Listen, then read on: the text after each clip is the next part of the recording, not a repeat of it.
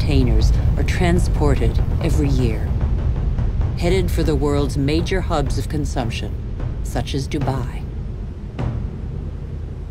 Dubai is one of the biggest construction sites in the world, a country where the impossible becomes possible, building artificial islands in the sea, for example.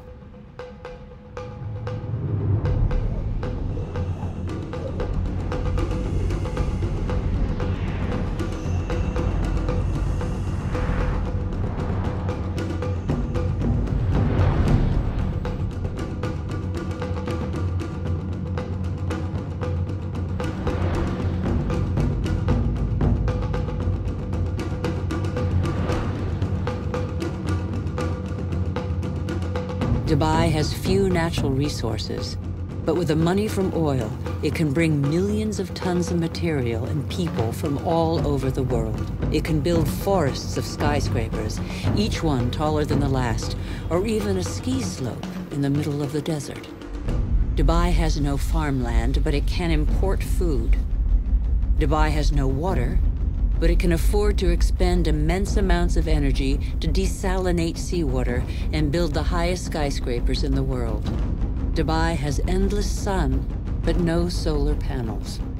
It is the city of more is more, where the wildest dreams become reality. Dubai is a sort of culmination of the Western model, with its 800-meter-high totem to total modernity that never fails to amaze the world. Excessive? Perhaps. Dubai appears to have made its choice. It is like the new beacon for all the world's money.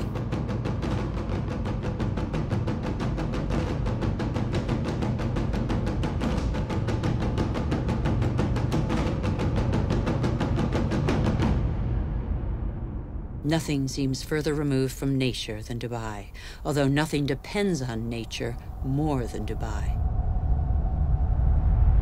The city merely follows the model of wealthy nations. We haven't understood that we're depleting what nature provides.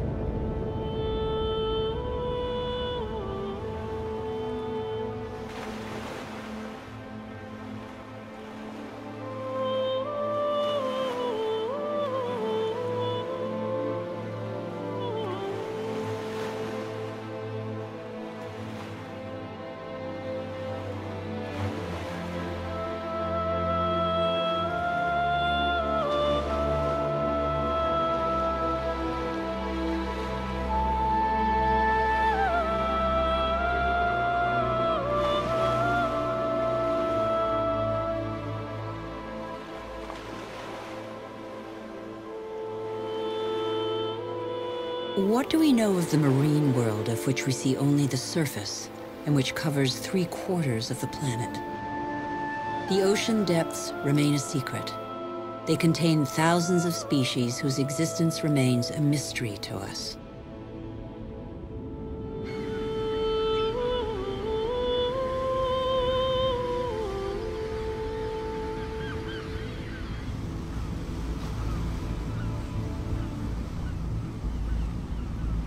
Since 1950, fishing catches have increased 5-fold, from 18 to 100 million metric tons a year.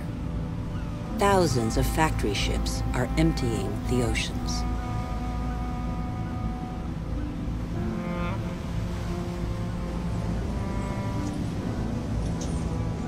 Three-quarters of fishing grounds are exhausted, depleted, or in danger of being so.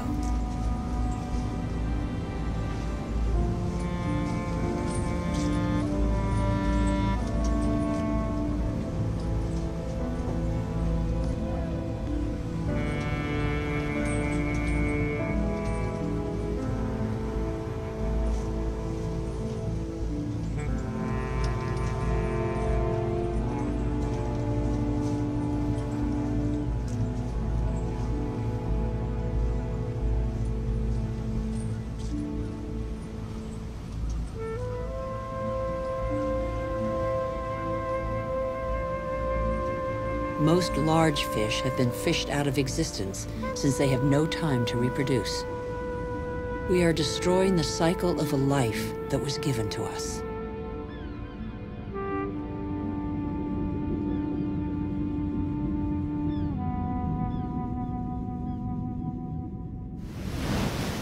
On the coastlines, signs of the exhaustion of stocks abound. First sign, colonies of sea mammals are getting smaller. Made vulnerable by urbanization of the coasts and pollution, they now face a new threat: famine. In their unequal battle against industrial fishing fleets, they can't find enough fish to feed their young.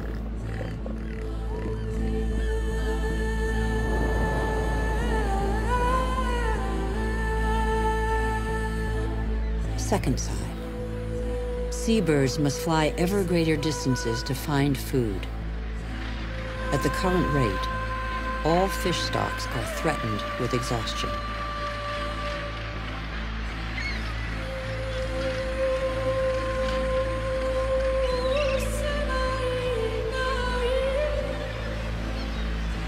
In Dakar, traditional net fishing boomed in the years of plenty, but today, fish stocks are dwindling.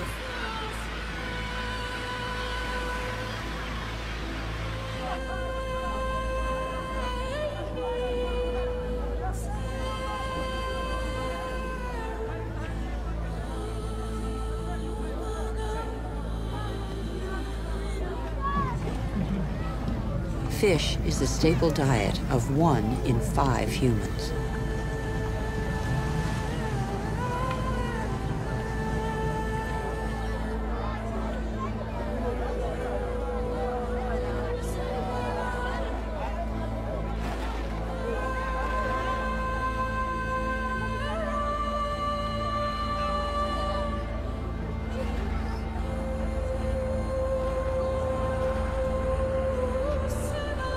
Can we envision the inconceivable?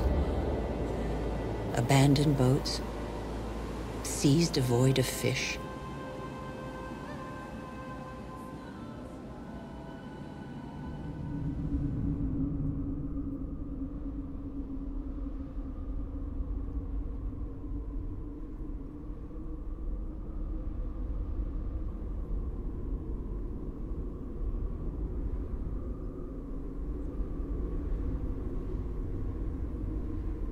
We have forgotten that resources are scarce. 500 million humans live in the world's desert lands, more than the combined population of Europe. They know the value of water. They know how to use it sparingly. Here, they depend on wells replenished by fossil water, which accumulated underground in the days when it rained on these deserts, 25,000 years ago.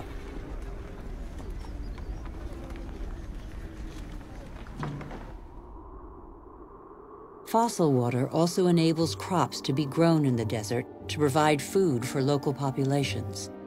The field's circular shape derives from the pipes that irrigate them around a central pivot.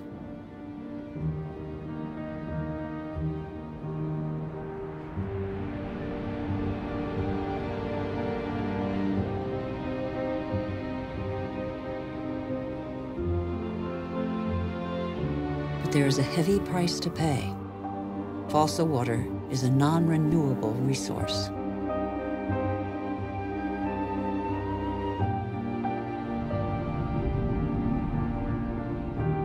In Saudi Arabia, the dream of industrial farming in the desert has faded.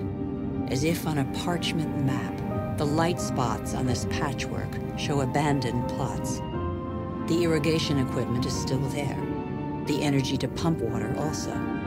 But the fossil water reserves are severely depleted.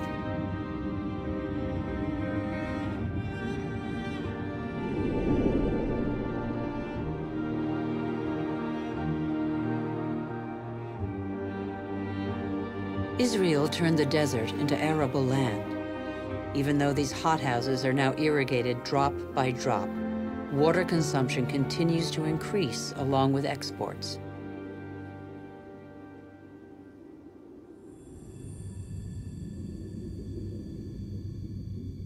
The once mighty River Jordan is now just a trickle.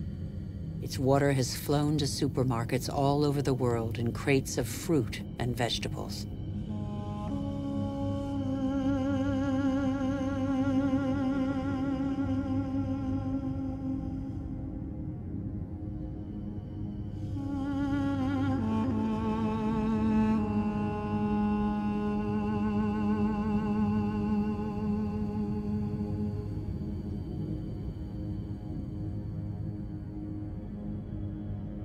The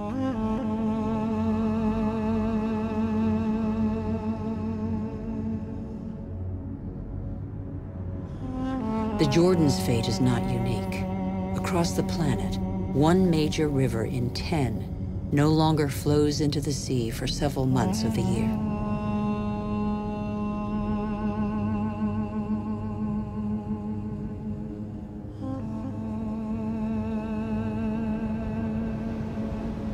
The Dead Sea derives its name from its incredibly high salinity that makes all life impossible. Deprived of the Jordan's water, its level goes down by over 1 meter per year. Its salinity is increasing. Evaporation, due to the heat, produces these fine islands of salt evaporates, beautiful but sterile.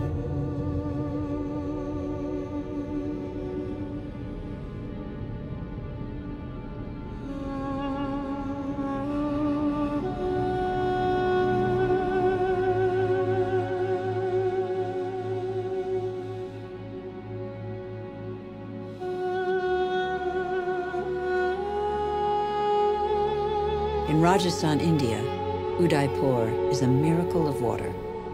The city was made possible by a system of dams and channels that created an artificial lake. For its architects, was water so precious that they dedicated a palace to it?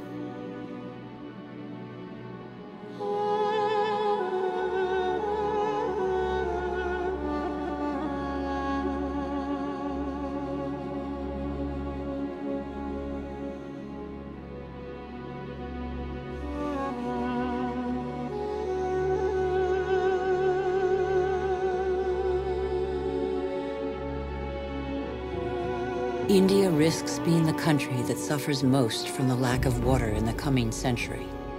Massive irrigation has fed the growing population, and in the last 50 years, 21 million wells have been dug. The victory over famine has a downside, however. In many parts of the country, the drill has to sink ever deeper to hit water. In western India, 30% of wells have been abandoned.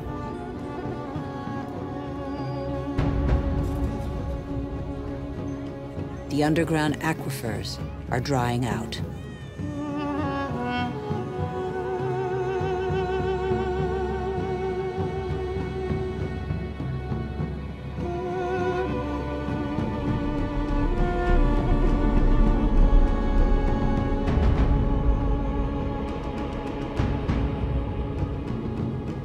Vast reservoirs will catch the monsoon rains to replenish the aquifers.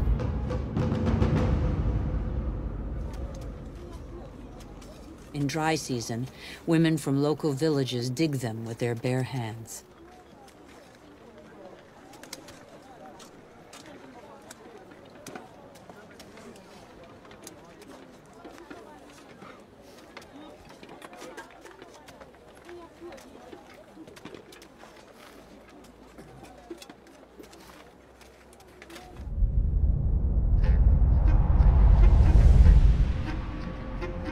Thousands of kilometers away, 800 to 1,000 liters of water are consumed per person per day. Las Vegas was built out of the desert. Millions of people live there. Thousands more arrive every month. The inhabitants of Las Vegas are among the biggest consumers of water in the world.